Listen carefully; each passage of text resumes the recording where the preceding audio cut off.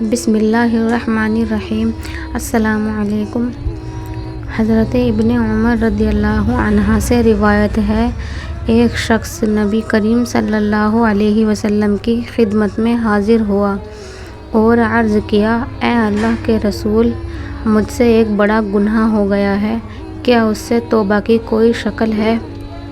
آپ صلی اللہ علیہ وسلم نے فرمایا، تمہاری والدہ باحیات ہیں۔ ایک دوسری روایت میں اس طرح کے الفاظ ہیں کہ تمہارے والدین باحیات ہیں؟ اس نے کہا، نہیں۔ آپ صلی اللہ علیہ وسلم نے اس سے پوچھا، تمہاری خالہ زندہ ہے؟ اس نے جواب دیا، ہاں۔